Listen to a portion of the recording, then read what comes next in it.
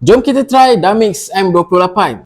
M28 ni dikatakan handal untuk main games dan dengar lagu. So jom kita tengok. Alright guys, korang tengok bahagian atas dia macam cermin guys. Alright, battery indicator dia sama je macam Damix yang lain. Memang signature dia macam tu. Okay, tempat ebat dia memang cun. Dan dia ada lampu berbentuk mata guys. Dekat bahagian atas ni dia ada cermin berbentuk mata dan mulut. Memang rare guys. So jom kita koyak plastik yang dekat sini supaya dia lebih bersinar. Wow, gila lah guys. Macam Damix yang lain, dia boleh buat power bank dan menggunakan Type-C. Dan ini adalah dia punya design. Dia ada bagi getah lebih dan juga USB. Dan macam biasa, masa untuk test. Wow, noise cancelling dia memang power. Bila masuk je dalam telinga, bunyi persekitaran memang hilang guys. So jom kita test dengar lagu. Wow, pengalaman dengar lagu menggunakan earbud ni memang power lah. Ini full volume guys. Dia full volume dia memang ngam-ngam. Dia tak menyakitkan telinga. Disebabkan dia ada noise cancellation yang padu. Jadi kita memang tak perlukan lagi volume yang lebih kuat daripada yang dia ada ni. Dan bass dia memang aku suka. Bass dia memang padu untuk earbud ni. Ok, macam biasa earbud Damix ni waterproof. Kita boleh pakai pergi berenang, pergi terjun kolam, mandi sungai. Semua tak ada masalah guys. Dari segi sound quality, bass dia memang padu. Mic dia tak berapa nak jelas kalau letak di telinga. Kena letak di depan mulut baru dia jelas. Dan rasanya untuk Damix M28 ni memang sesuai untuk dengar lagu dan main game.